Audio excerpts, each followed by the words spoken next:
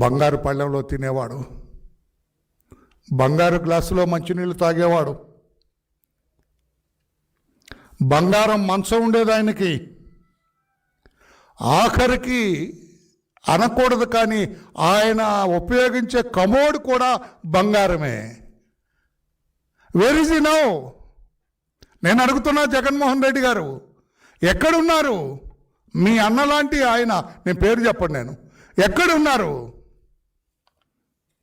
చెంచలగూడ జైల్లో దిక్కు లేకుండా నేల మీద పడుకుంటున్నాడు, చాపేసుకొని నేల మీద పడుకున్నాడు. ఏమైంది ఆయన బంగారు మంచం? ఏమైంది ఆయన బంగారు పళ్ళెం?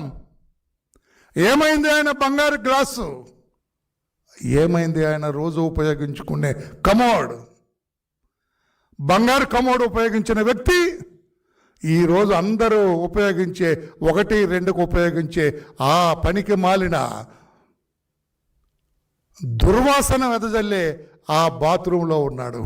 అర్థమైందా రాజా? అర్థమైందా? మీ రోజమ్మ గారు అడుస్తుంటారు, అర్థమైందా రాజా? నేనంటున్నా, రోజమ్మ గారు అర్థమైందా రాజా?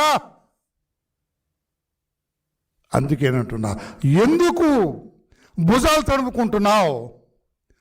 ఎందుకు నీ పత్రికలో, నీ ఛానల్లో అవినీతి మాకు సంబంధం లేదు, కావాలని చంద్రబాబు గారి ప్రభుత్వం రాస్తుందన్న. కావాలని రాయటం అంటే ఏం బుర్రలేదా మీకు? బుర్రలేదా మీకు? మీకేం అడ్వకేట్స్ లేరా? మీకేం న్యాయవాదులు లేరా? సిట్ దర్యాప్తు చేస్తూ ఉంటే ఫస్ట్ రిమాండ్ రిపోర్ట్లోనే దే హ్యావ్ క్లియర్లీ మెన్షన్ 3,200 కోట్ల రూపాయల అవినీతి జరిగింది, ఇంకా దర్యాప్తు పెండింగ్లో ఉంది.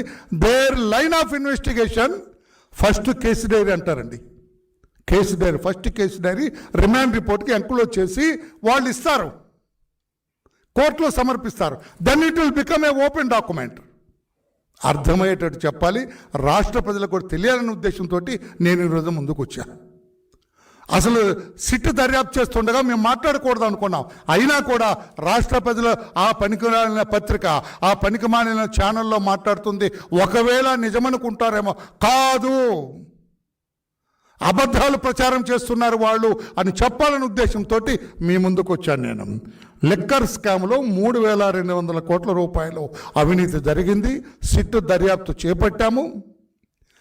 ఈ కసిరెడ్డి అని అతన్ని మేము అరెస్ట్ చేసాం, అంతా తానే అని వాళ్ళ కేసు డైరీలో మెన్షన్ చేయటం జరిగింది.